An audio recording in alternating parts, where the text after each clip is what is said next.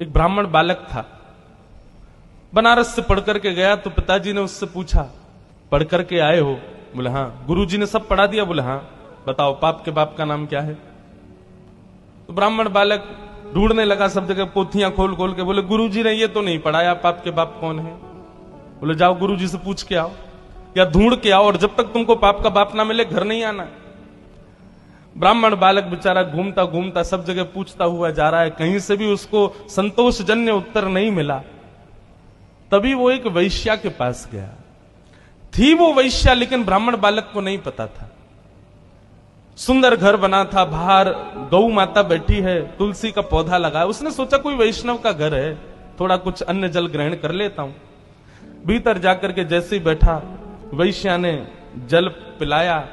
जल पी करके ब्राह्मण बालक ने पूछा, देवी आप कोई वैष्णव भक्त हो?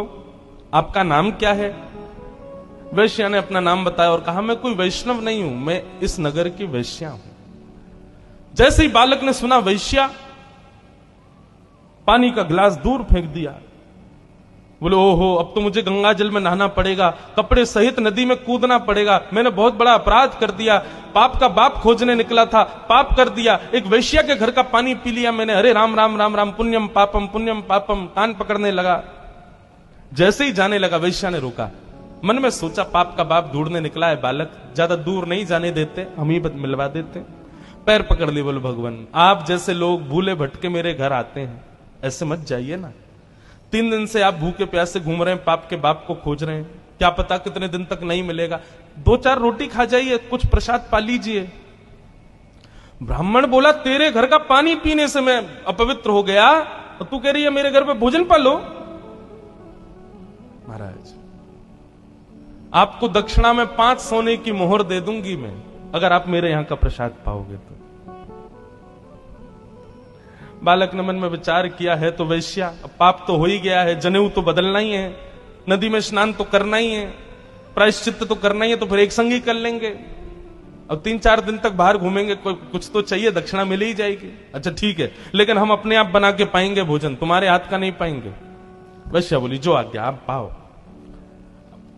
रोटी बनाने के लिए बैठे तो वैश्या बोली, मेरे घर पर आप आए और आप अपने हाथ से रोटी बना रहे हो, मुझसे देखा नहीं जा रहा है, मैं 5 की जगह 7 सोने की मोहर दे दूंगी, रोटी मुझे बनाने दो। हाथ धो करके बालक उठ गया, बोले लो बनाओ। वैश्या ने रोटी आदि बना करके थाली में रख करके सन्मुख पधरा दिया। बालक जैसे ही पाने के लिए बैठा, वैश्या ने हाथ पकड़ लिया, बोले मेरा मन होता है मैं अपने हाथ से आपको खिला दूं। बालक बोला, भाग जाऊंगा यहां से, तुम्हारे हाथ का पाऊंगा मैं, तुम्हारे हाथ से खाऊंगा। 15 सोने की मोहर दे दूंगी मैं दक्षिणा में। बालक ने मुंह खोल लिया, लो खिलाओ। वैश्या ने कवल तो नीचे रखा और कहा, महाराज अपने पिताजी को जाकर के कह दीजिएगा, पाप के बाप का नाम है लोभ। बताइए, आप मेरे घर का जल पीना पसंद करते हैं? कभी नहीं। आपको पता चल गया कि मैं वैश्या हूं, उसके बाद मेरे घर का भोजन पाना चाहिए था? नहीं पाना चाहिए था। मेरे हाथ की बनी रोटी खानी चाहिए थी? नहीं खानी चाहिए थी। मेरे हाथ से आपको खाना चाहिए था? नहीं। ये सब आपने क्यों किया? बोले तुम्हारी श्रद्धा। बोले श्रद्धा नहीं, झूठ मत बोलिए, सब दक्षिणा। महाराज पाप के बाप का नाम है लोभ। लोभ किसे कहते हैं? जितना प्राप्त हो उससे अति की कामना, इसको लोभ कहते हैं। पिताजी से जाकर के कह देना, पाप के बाप का नाम लोभ है। ब्राह्मण बालक ने वैश्या के चरण पकड़ लिए, बोले धन्यवाद, आप तो मेरी गुरु हो, मैंने आपको किस रूप में देखा, पर आपने तो मेरे चक्षु खोल दिए। इसलिए भैया जीवन में पाप से बचना है, लोभ से बचो। यदि कभी आपसे कोई पाप हो जाए तो एक बार एकांत में बैठ के विचार करना कि मैंने कब लोभ किया था। आपको पता चल जाएगा कि आपने लोभ कब किया, क्योंकि बिना लोभ के कोई पाप होता ही नहीं है।